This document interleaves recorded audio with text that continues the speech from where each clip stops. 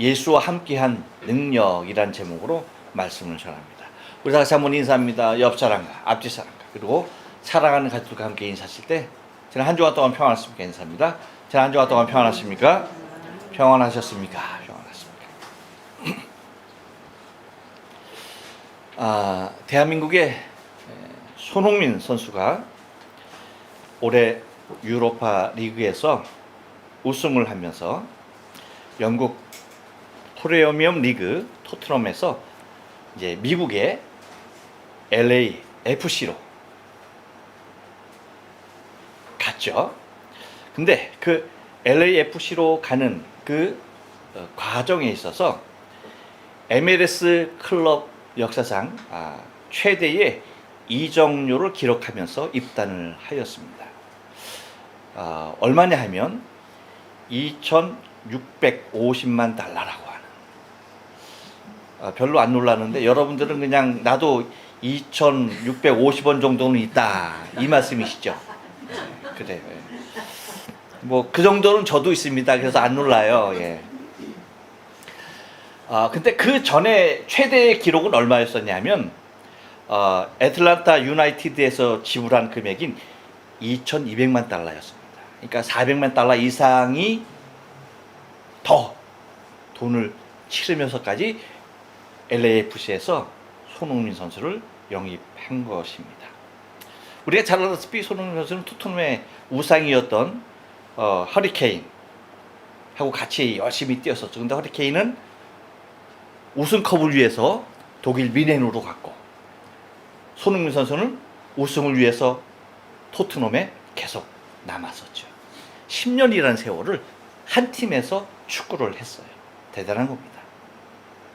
근데는 자기가 주장으로 있는 바로 그 해에 우승을 컵을 들어 올리는 토트넘에서 정말 레전드와 같은 역할을 해내었던 선수입니다. 근데 그 LAFC에서 여러분 돈이 엄청나게 많기 때문에 손흥민 선수를 그렇게 큰 이적료를 주면서 불러온 것이 아니죠. LAFC 입장에서도 엄청나게 큰 돈입니다. 그럼에도 불구하고 왜 손흥민 선수를 영입한 것일까요? 이유는 다른 데 있잖아요. 손흥민 선수가 자신들이 이적료를 치러가면서 그 엄청난 이적료를 치러가면서 손흥민 선수를 데려오는 것은 그 돈보다 자기네가 지불한 그 돈보다 손흥민 선수에게 더 큰 능력이 있기 때문입니다. 곧 2,650만 달러 그 이상의 가치가 그 이상의 능력을 갖고 있는 선수이기 때문에 그 돈을 주고서 사온 거예요. 근데 사실 손흥민 선수는 한국뿐만 아니라 이 아시아의 축구를 움직일 수 있는 힘이 있는 그렇게 큰 영향력이 있는 선수이다 보니까 사우디에서도 여러분 천문학적인 금액을 제시하면서 우리에게로 와라 라고 손짓을 했던 것입니다. 그렇기 때문에 LAFC에서 손흥민 선수를 통하여서 아시아의 축구 팬들을 자신들에게도 뭐예요? 집중시킬 수 있는 길 또한 열어놓은 계기가 되었다는 것입니다. 그런데 사실 여러분 이 북미에서는 축구보다는 야구죠. 야구가 대표적인 스포츠가 되는 것이죠. 그렇기 때문에 일본의 오타니 쇼헤 같은 그러한 선수를 LA 다저스에서 스포츠 사상 최대의 금액 얼마? 7억 달러를 들여서 계약을 한 겁니다. 7억 달러 해도 여러분은 아무런 표정이 없어. 나도 7억은 있어 하는 모습인 것 같아요. 여러분 7억 달러 하면 우리나라 돈으로 얼마인 줄 아세요? 지금 한국 돈으로 여러분들은 아마 나도 못 쉬어. 쉴 수가 없어. 9조 7천만 원 정도 됩니다. 얼마? 9조. 감이 안 생기죠. 감이. 그 돈을 주면서 10년을 계약한 겁니다. 이유는 같아요. 오타니 쇼헤이 선수가 갖고 있는 엄청난 능력이 있기 때문입니다. 여러분, 보통 대부분의 선수들은 야구를 할 때 프로 선수들은 타자를 하거나 투수를 하거나 둘 중에 하나를 해요. 근데 그 둘 중에 아무거나 어느 쪽이든 한쪽만 잘해도요, 엄청난 선수가 되는 거예요. 정말 엄청난 선수가 되는 거예요. 그런데 오타니 쇼헤이 선수는요, 치기도 잘 치지만 던지기도 잘 던져요. 그러니까 이 투타에 있어서 최정상급에 있는 선수라는 거예요. 그야말로 투웨이 플레이어죠. 엄청난 일입니다. 그런데 그것뿐만 아니라 거기다가 뭐도 빨라? 발도 빨라. 발도 빨라, 발도 빨라. 그래가지고 지난 시즌 도루를 몇 개 했어요? 59개. 55개의 도루를 이루어냈습니다. 그리고 우리가 또 잘 알다시피 50-50 클럽에 정말 MLA 역사상 최초의 선수가 된 거예요. 50-50이 뭔지 모르죠? 잘 설명해 드릴게요. 50개 홈런을 친 선수가 50개의 도루를 한 거야. 그러니까 오타니 선수는 홈런을 54개를 쳤어. 작년에. 그리고 도루를 59개를 했어. 별로 안 놀라. 내가 한 게 아니니까. 그때 여러분 50-50을 달성할 때의 50제 홈런볼, 그 볼이 얼마에 경매됐는지 아세요? 모르지. 439만 2천 달러. 439만 2천 원이 아니야. 2천 엔도 아니야. 얼마? 달러야, 달러. 뭐 하나에? 공 하나에, 공 하나에. 세상에는. 여러분, 이런 선수를 알아보고 영입할 수 있었던 것 또한 구단의 힘이죠. 그래서 LA 다저스가 작년에 뭐 했어요? 월드 시리즈 우승을 했어요. 이와 같이 여러분, 지금 미국을 매우 뜨겁게 만드는 선수들이 있었다라고 한다면 2000년 전, 그 당시 갈릴리 각지, 그리고 유대, 예루살렘, 다시 말하면 이스라엘 전체를 뜨겁게 달구었던 선수가 아닌 사람이 있었는데 그분이 바로 누구다? 예수. 아무도 흉내내지 못할, 그리고 그 누구도 부인할 수 없는 전무후무한 큰 능력으로 오신 분이었던 것입니다. 오타니 쇼헤이를 어디 갖다 뒤에, 손흥민을 어디 갖다 비해.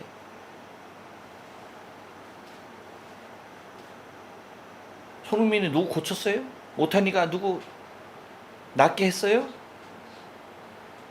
그런데 예수님께서 죽은 자까지도 살리시는, 문둥병자도 고치시는, 중풍병자도 완전케 하시는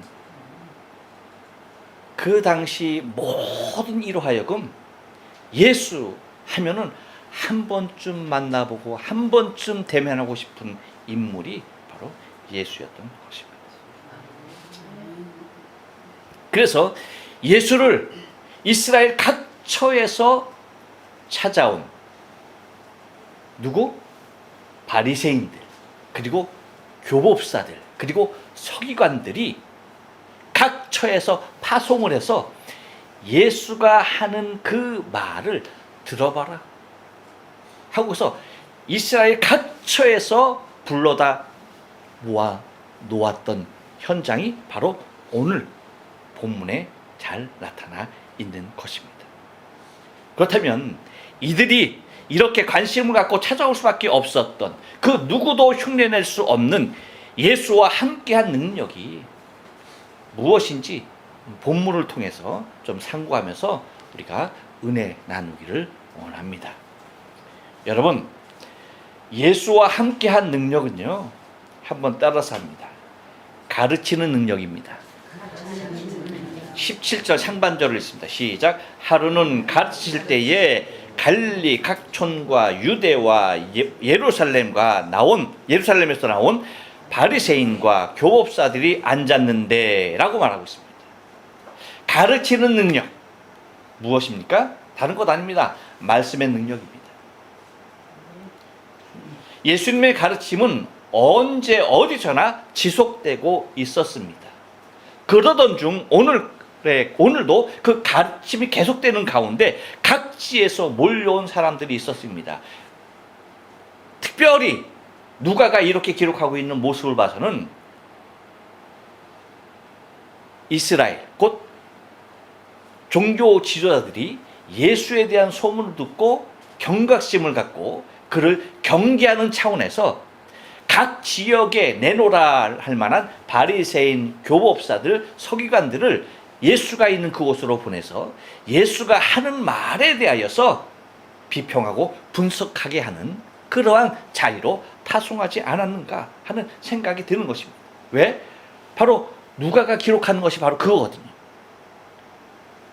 하루는이라고 하는 것은 뭐예요? 어떤 특정한 날을 의미하는 거죠. 그래서 예수님께서 날마다 어디에선가 꼭 누군가를 가르치고 계셨던 것입니다. 그 날 중에 하루예요. 그리고 그렇게 가르치실 때에 갈릴리 각촌과 또한 뭐예요? 유대와 예루살렘에서 나온 바리새인과 교법사들이 앉았다. 저 뒤에 쭉 말씀 보면은 여러분 모두 누구 나와요? 서기관들까지 등장하고 있잖아요. 곧 이렇게 몰려들어서 예수 앞에 앉아서 말씀을 듣고 있었다라고 하는 것은 곧 예수님께서 그 당시 얼마나 큰 위대한 능력을 가지고 하나님의 말씀을 선포하고 있는지에 대해서 뒷받침하고 있는 내용이라고 할 수가 있는 것입니다. 곧 예수의 치유의 능력과 특별한 가르침에 대한 소문이 이스라엘 전국에 퍼졌던 것이고 예수에 대한 직접적인 대면을 통하여서 자신들이 갖고 있는 율법에 비추어 판단하려고 각지에서 파송된 바리새인과 율법사들이었던 것이죠. 여러분 우리가 잘 알다시피 바리새인은 누구냐라고 한다면 율법이 제시할 수 있는 모범 답안과 같은 사람들이 누구다? 바리새인이에요. 또한 교법사들은 누구냐? 그 율법을 가르치는 사람들이 교법사, 곧 율법 선생인 거예요.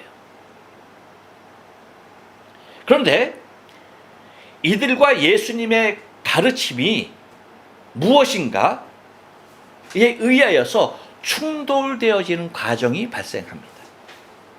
그럼 그것이 뭘까요? 예수님의 가르침과 그 율법사들의 가르침이 서로 상충되고 있는 것이 무엇인가 하는 겁니다. 근데 중요한 것은 다른 것 때문에 서로 다른 주제로 충돌하는 것이 아니라는 거예요. 똑같은 주제로 충돌하기 때문에 문제가 되는 것입니다. 그것이 뭡니까? 의와 죄예요. 다시 말하면 똑같은 율법을 통하여서 전혀 다른 해석을 내놓는다는 거예요. 무슨 얘기인지 아시죠? 곧 하나님께서 모세를 통하여서 이스라엘 백성들에게 주신 그 율법을 통하여서 예수님이 말씀하시는 것과 율법사들이 말하는 것 전혀 다르다는 거예요. 다른 율법이었다? 아니에요. 똑같은 율법인데도 전혀 다른 것을 제시하고 있다는 게 문제고 그것이 충돌의 과정이 되는 것. 충돌의 이유가 되는 것입니다. 여러분 봐요. 바리새인과 서기관과 교법사들이 율법 선생들이 내놓는 일은 뭐냐면 이 율법을 통해서 뭡니까? 자신들의 의를 드러내는 거예요. 무슨 말씀인지 아시죠? 그래서 그들이 강조하고 있는 내용들이 여러분 뭡니까? 많은 사람들에게 나타내려고 했던 것이 뭐예요? 그들은 일주일에 2번 금식한다는 거예요. 우리는 일주일에 2번 금식하며 그것뿐이에요? 11조도 하고 구제도 하고 그래서 이제 여러분 우리가 누가복음을 쭉 보죠. 5장 33절에서 보면 이렇게 얘기합니다. 그들이 누구예요? 바리새인들, 서기관들이 얘기하는 겁니다. 그들이 예수께 말하되 요한의 제자는 자주 금식하며 기도하고 바리새인의 제자들도 또한 그리하되 당신의 제자들은 먹고 마시나이다. 그렇죠? 야, 심지어 요한의 제자도 금식해. 바리새인의 제자들도 금식해. 근데 너의 제자, 예수의 제자들은 금식하냐 안 하냐? 안 한다 이거야. 맨날 먹고 논다 이거야. 금식 안 한다 이거예요. 뿐만 아니라 여러분 누가복음 18장 11절에서도 이렇게 기록하죠. 바리새인은 서서 따로 기도하여 가로되 하나님이여 나는 다른 사람들 곧 토색, 불의, 간음하는 자들과 같이 아니하고 이 세리와 같이 아니함을 감사하나이다. 뭐예요? 율법을 통해서 자신의 의만 잔뜩 드러내는 거예요. 그리고 하는 말이 12절에서 뭐예요? 나는 일회에, 그러니까 일주일에 2번 금식하고 또 소득의 11조도 드리나이다 하고. 그리고 마태복음 6장 2절에서 뭐라고 말합니까? 그러므로 구제할 때에 외식하는 자가 사람에게 영광을 받으려고 회당과 거리에서 하는 것 같이 너희 앞에 나팔을 불지 말라. 진실로 너희에게 이르노니 그들은 이미 자기 상을 받았다. 그러니까 구제하는 것조차도 뭐예요? 자신의 의를, 자신의 영광을 드러내려고 한다는 겁니다. 율법에서 가난한 자 구제하라고 하죠. 그렇죠? 돌아보라고 합니다. 근데 그것을 어떤 모습으로 그 돌아보는 그 모습 행위가 뭐예요? 자신의 의고 자신의 영광을 위하여서 하고 있다는 겁니다. 곧 이들의 가르침과 행동은 율법을 통하여서 자신들은 완벽한 자라는 것을 드러내는 자들로 율법을 통하여서 자신의 의를 나타내야 하는 것을 가르쳤고 또 율법을 통하여 자신의 의를 선포하고 있었던 것입니다. 그런데 여러분, 주님의 가르침은 어땠어요? 주님의 가르침은 어땠을까요? 주님의 가르침은 율법을 통하여서 그 어떤 의도 나타내지 않습니다.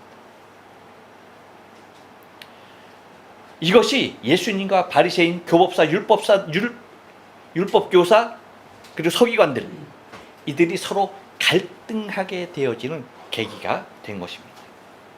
예수님이 지적하는 것은 뭡니까? 율법을 통해서 지적하는 것은 뭐예요? 철저하게 자신의 의가 아닌 자신들의 죄입니다. 뭐를 드러내고 있어요? 죄예요. 율법에 드러내는 것은 죄이지 의가 아니라는 거예요. 곧 예수님께서 율법을 통해서 바라보는 것은 나는 철저하게 죄인이라는 것을 바라봐야 한다라고 가르치고 있는데 율법사들은 어떻게 가르쳐요? 율법을 통해서 너희가 온전해야 된다라고 하는 거예요. 율법에서 말하는 대로 다 행하여서 너희의 의를 나타내야 한다는 거예요. 근데 죄인된 인간이 율법을 지킵니까? 다 지킬 수 있어요? 완전할 수 있어요? 아니라는 것이죠. 그래서 예수님께서 이제 우리가 볼 것이지만 사실 오늘은 그 17절 우리가 한 절 말씀을 읽었지만 이 본문의 내용은 26절까지 이어지는 거죠. 이제 앞으로 쭉 볼 건데 여러분 20절에서 예수님께서 그래서 하시는 말씀이 뭐예요? 저희 믿음을 보시고 이르시되 이 사람아 내 죄사함을 받았느니라 라고 얘기하잖아요. 그렇죠? 이렇게 단도직입적으로 예수님께서 지적하는 것은 뭡니까? 죄예요, 죄. 그래서 내 죄사함을 받았다라고 말씀하시는 겁니다. 너는 죄인이었고 너는 죄사함을 받았다라고 선언하는 거예요. 이렇듯 여러분 율법이라는 것은 인간의 죄를 드러내는 것이고 그것이 율법의 핵심이고 율법의 참된 의미예요. 그래서 여러분 복음이라고 하는 것은 다른 게 복음의 시작은 뭡니까? 다른 것 아니에요. 곧 죄를 지적하는 것입니다. 이것이 복음이에요. 복음이 뭐라고요? 죄를 지적하는 게 복음의 시작이야. 죄를 지적하는 것이 없으면 그건 복음일 수가 없는 거예요. 그래서 예수님께서 복음을 전하는 것은 축복받아라, 이게 복음이 아니라는 거야. 뭐예요? 너는 죄인이라는 거예요. 죄. 그것이 복음의 시작이에요. 복음의 시작. 그런데 여러분, 2000년이 지난 지금 복음은 어떻습니까? 바리새인과 교법사들이 갖고 있던 율법의 왜곡과도 같이 지금 복음이 왜곡되고 있지 않는가라고 하는 거예요. 이 얘기가 무슨 말이에요? 죄에 대한 지적은 없고, 그렇죠?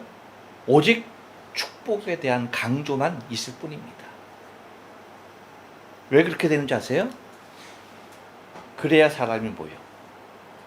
그래야 교회가 부흥해.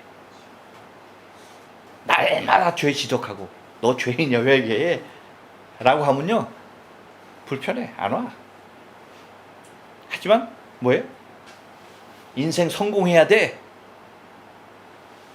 물질 축복 받아야 돼. 도덕과 윤리적으로 깨끗해야 돼. 긍정적인 사고를 가져야 돼. 라고 얘기하면 뭐예요? 사람이 뭐예요?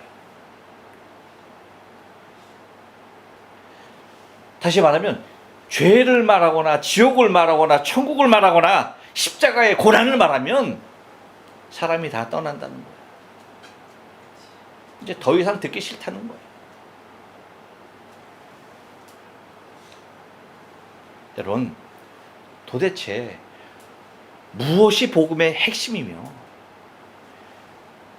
그 복음의 핵심은 지금 21세기 교회의 모습에서 어디로 갔는지 우리가 오늘 예수님께서 지적하시고 계신 이 가르침에 의하여서 우리는 우리의 현주소를 다시 한번 돌이켜봐야 하는 것입니다. 이 지적에 대하여서 여러분, 자칭 의인이 된 바리새인과 서기관 그리고 교법사들이 예수를 향해서 뭐라고 지적하는지 아십니까? 참남한 말을 하는도다라고 얘기하는 거예요. 참남한 말을 하는 너는 누구냐 이거예요. 이 참남하다라고 하는 뜻, 이 말을 갖다가 개역 개정에서는 아주 그냥 잘 표현을 해놨어요. 신성 모독을 하는 자가 누구냐 라고 하는 거예요. 곧 뭐예요? 너는 지금 신성 모독을 하고 있다라고 얘기하는 거예요. 예수를 향하여서. 곧 예수가 신성 모독하는 자라고 비판하는 현장이 바로 이 현장이 되고 있는 것입니다. 하지만 여러분, 우리가 호세아 선지자를 통하여서 말씀하시는 주의 음성을 들어야만 합니다. 곧 율법의 핵심을 잃었던 백성을 향하여서 말을 하는 것인데, 호세아 4장 6절에서 뭐라고 말합니까? 내 백성은 지식이 없어서 망한도다. 내가 지식을 버렸으니 나도 너를 버려 내 제사장이 되지 못하게 할 것이요, 내가 내 하나님의 율법을 잊었으니 나도 내 자녀를 잊어버리리라 라고 얘기하고 있어요. 여기서 여러분, 하나님의 율법을 잊었다는 것이 뭐예요? 그들은 율법 잘 지키고 있었어요. 뭘 잊었던 거예요? 율법의 참 의미. 거기에서 그들은 전혀 떨어져 있는 삶을 살고 있었다는 거죠.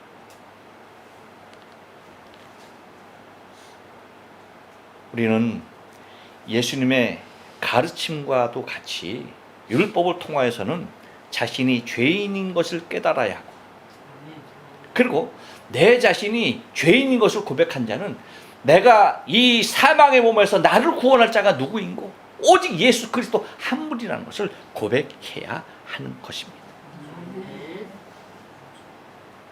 그래서 주님이 말씀하시는 대로 내가 곧 길이요 진리요 생명이니 나로 맘지 않고는 아버지께로 올 자가 없다라고 말씀하신 것 같이 내가 철저하게 죄인인 것을 깨닫고 나의 길 되신 예수님, 나의 생명 되신 예수님, 나의 진리신 예수를 따라가야 하는 것입니다. 그래서 예수님께서 누가복음 5장 32절에서 말씀하신 대로 내가 의인을 부르러 온 것이 아니요 죄인을 불러 회개시키러 왔노라 하신 말씀과도 같이 예수님께서 가르치고 있는 그 복음의 핵심, 가르침의 핵심이 무엇인지를 다시 한번 우리 중심에 새길 수 있어야 하는 것입니다. 또 하나 여러분, 예수와 함께한 능력은 어떤 능력일까요? 한번 따라서 합니다. 병 고치는 능력입니다. 17절 중반절을 말씀을 보니까 병을 고치는 이라고 얘기하고 있어요. 무엇을 고쳤다? 병을 고치는, 곧 치유의 능력인 것입니다. 곧 예수와 함께한 능력은 가르치는 능력뿐만 아니라 하나님의 말씀뿐만 아니라 치유의 능력, 곧 병 고치는 능력 또한 함께 있었다라고 하는 거예요. 여러분, 오늘 누가는 본문을 통해서 일상적인 않은 표현을 사용하고 있습니다. 우리는 예수님께서 병 고치는 것 당연하잖아요. 그렇죠? 당연히 예수님이 병 고치는 것은 당연하다라고 알고 있어요. 그렇죠? 그런데 누가는 잘 읽어보세요, 여러분. 병을 고치는 능력이 뭐예요? 예수와 함께 하더라라고 표현하고 있어요. 병을 고친 능력이 예수와 뭐라 했다? 함께 했다라고 하는 거예요. 다시 말하면 이것은 당연히 있는 것이 아닌 주어진 것으로 표현하고 있다는 거예요. 주어진 것. 그렇죠? 당연히 그냥 내 안에 있는 것이 아니라 그 능력이 뭐예요? 주어졌다, 부어졌다 라고 표현했다는 거예요. 이것은 누가이기 때문에 말할 수 있는, 표현할 수 있는 방법이에요. 왜요? 그는 의사였잖아요. 그는 의사였기 때문에 많은 환자들을 대하였을 것이고 그 환자를 치료하는 과정에 있어서 많은 환자를 고치면 그는 큰 능력이 있는 의사요. 별로 못 고치면 능력이 없는 의사라는 것을 너무나 잘 알 수 있었던 의사의 능력에 의하여서 환자가 고쳐지기도 하고 못 고쳐진다는 사실을 너무나 잘 알고 있었던 것입니다. 하지만 누가가 의사인 자기도 많은 병자를 고쳐봤지만 다 고쳤을까? 아니죠. 다 고쳤으면 뭐 예수님 필요 있어요? 없어요? 없지. 예수님에 대해서 써? 아니지. 자기에 대해서 자서전 쓰고 있어야지. 누가도 의사로서 치료해봤지만 못 고치는 불치의 병이 더 많을 수밖에 없었다는 겁니다. 얼마나 많은 환자가 의사로서 자신의 한계를 느끼게끔 했겠느냐는 것이죠. 그러한 차원에서 불치병까지도 치유할 수 있는 것은 예수님에게 주어진 특별한 능력이 있지 않고서는 불가능했다라고 하는 것을 누가는 그 누구보다도 잘 알고 있었던 것입니다. 곧 인간이라는 자기 안에 있는 능력으로는 불가능하다라고 하는 것을 그는 너무나 잘 알고 있었어요. 하지만 예수님은 지금까지 있었던 그 어느 의원과도 비교와 불가능한 능력이 그와 함께하고 있는 것을 누가는 바라보게 되었던 것입니다. 그래서 여러분, 예수님께서 세례 요한의 제자들에게 하신 말씀과도 같이 예수님은 그 모든 일들을 행하셨죠. 세례 요한이 옥에 갇혔어요. 그런데 예수가 자기가 기다렸던, 자기가 얘기했던 주의, 자기가 그 길을 예비했던 정말 메시아가 맞나 싶어서 제자들을 보내서 물어보라고 한 거예요. 그럴 때 예수님께서 뭐라고 말씀하십니까? 그 세례 요한의 제자들에게, 그래서 요한에게 가서 이렇게 말하라라고 얘기하죠. 마태복음 11장 5절에서 소경이 보며 안전뱅이가 걸으며 문둥이가 깨끗함을 받으며 귀머거리가 들으며 죽은 자가 살아나며 가난한 자에게 복음이 전파된다 하라. 곧 예수께서 하실 수 있는 놀라운 능력이 있는 것임을 밝히셨던 것을 볼 수가 있습니다. 그래서 예수님께서 항상 가르치시고 전파하고 치유하셨던 이 사역을 해 나가셨던 것입니다. 이렇듯 예수님의 사역에 있어서 예수님께서는 무엇까지도 병 고치는 능력이 함께 있었던 것을 우리는 바라볼 수가 있는 것입니다. 근데 여러분, 이것은 2000년 전에 끝난 겁니까? 아니죠. 지금도 주님의 이 치유 능력은 당신의 이름을 통하여서 나타납니다. 할렐루야. 그렇죠. 예수의 이름으로 지금도 수없이 많은 병자들은 일어나고 수없이 많은 병들은 떠나가고 수없이 많은 자들이 건강을 회복하고 있습니다. 무엇으로? 예수 이름으로. 곧 당신의 이름에 영원한 권세가 있음을 지금도 당신의 이름을 통하여서 드러내고 있는 것입니다. 이것이 곧 예수와 함께한 능력이었던 것입니다. 또 하나 여러분, 예수와 함께한 능력은 무엇일까? 한번 따라서 합니다. 주의 능력입니다. 17절 하반절 말씀을 읽습니다. 주의 능력이, 할렐루야. 무엇이? 주의 능력이. 다시 말해, 주의 능력이 어떤 능력이? 하나님의 능력, 하나님의 능력이 뭐예요? 함께 하더라. 할렐루야. 예. 예수님에게 있어서 하나님의 능력이 함께 했다는 겁니다. 여러분, 우리 또한 하나님의 능력을 받길 소원해요. 할렐루야. 믿죠? 그렇죠? 네, 아멘이죠. 그런데 여러분, 그렇다면 하나님의 능력은 어떻게 받는 걸까요? 도대체 어떻게 하면 그 하나님의 능력을 예수님과 같이 받을 수 있을까? 답은 항상 간단하죠. 뭐예요? 어떻게 예수님과 같이 하나님의 능력을 받을 수 있을까? 어떻게 하면 될까요? 예수님과 같이 하면 되겠지. 그렇죠? 예수님이 하신 방법 그대로 하면 되겠지. 그래 안 그래? 그렇습니다. 여러분, 우리는 이미 이 하나님의 능력을 입는 이 비밀을 알고 있습니다. 우리는 지난주에 맨 마지막 절을 통해서 하신 말씀을 우리는 기억해요. 오늘 본 말씀이 17절 말씀이니까 지난주 맨 마지막 말씀은 몇 절이었을까요? 16절이겠죠. 16절 뭡니까? 다 같이 읽습니다. 16절 다 같이 시작. 예수는 물러가사 한적한 곳에서 기도하시니라. 할렐루야. 이겁니다.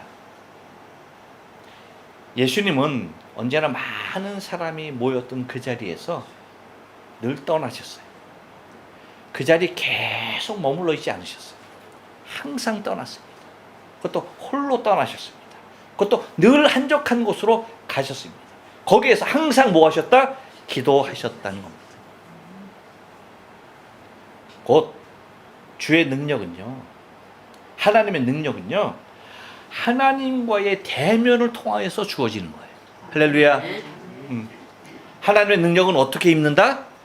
하나님과의 대면을 통하여서.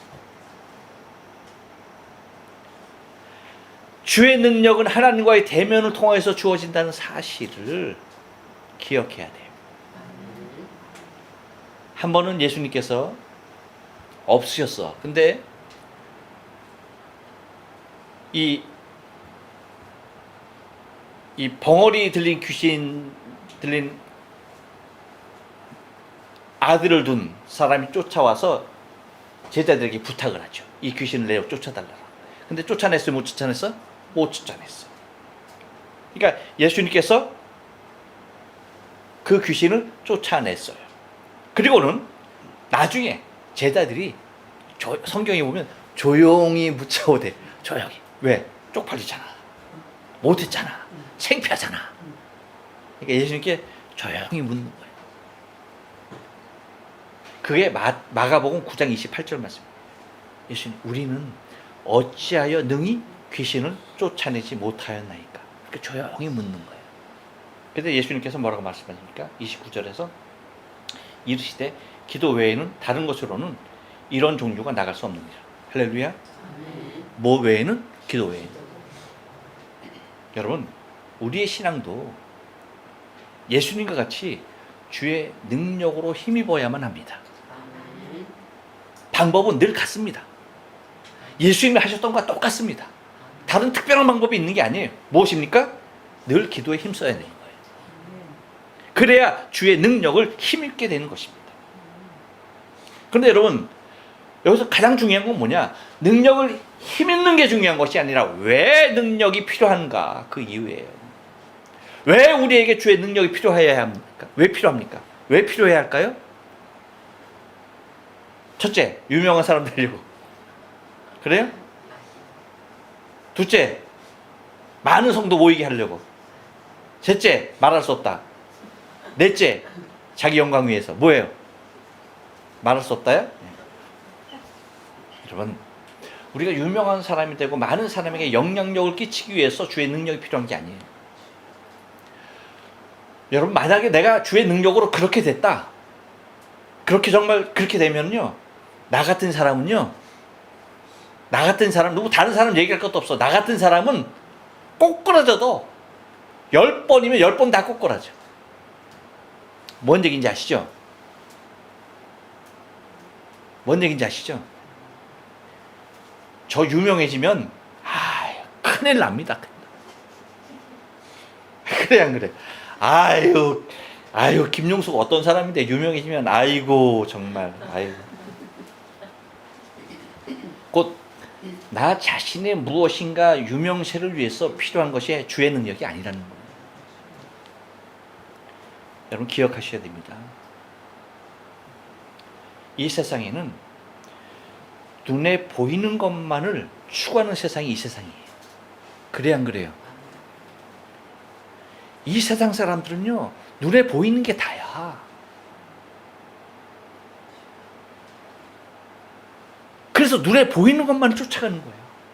눈에 보이지 않은 그런 영적인 세계가 존재하는 것조차도 몰라요. 그렇기 때문에 주의 능력으로 드러나지 아니하는 영의 세계,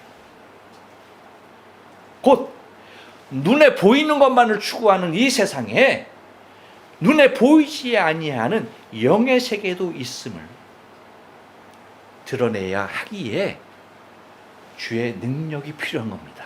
할렐루야. 그래서 이 세상을 쫓는 많은 사람, 영의 눈이 닫힌 사람들에게 이 세상에서 볼 것만 보고 보이지 못하는, 그 바라보지 못하는 그 닫힌 그 영안을 열기 위해서 무엇이 필요한 거예요? 주의 능력이 필요한 겁니다. 그렇게 될 때에 주의 능력은 여러분 올바른 의도로 사용되어지는 거예요. 하나님께서 구원하기를 원하시는 그 주님을 바라보지 못하는 그 눈이 열려서 주를 바라보게 되는 것이고, 천국을 소망하지 못하는 사람들이, 이 세상이 다라고 생각했던 사람들이 눈이 열려서 천국을 바라보게 되는 것입니다. 그것을 위하여서 주의 능력이 필요한 거예요. 그래서 여러분, 우리도 그 주의 능력이 있어야만이 마지막까지 주의 복음을 전할 수 있는 자가 되기에 주의 능력을 힘입어야 한다는 것입니다. 그래서 주님께서 주의 능력을 힘입어서 3대 사역을 이루었듯이, 또한 바울이 디모데에게 권면하는 것과도 같이, 디모데후서 4장 2절 말씀과도 같이 뭐예요? 너는 말씀을 전파하라. 때를 얻든지 못 얻든지 항상 힘쓰라. 범사에 오래 참음과 가르침으로 경책하며 경계하라. 권하라. 이 말씀을 우리 또한 우리의 삶 가운데 적용시켜 나갈 수 있다는 것입니다. 바라기는 여러분, 우리에게도 예수와 함께한 그 놀라운 능력이 우리의 신앙의 삶 가운데 함께해서 더욱더 주를 영화롭게 하고, 더욱더 주님 오실 날을 앞당기며, 더욱더 저 천국을 선포하며 살아갈 수 있는 저와 여러분의 신앙의 삶 되어야 할 줄로 믿습니다.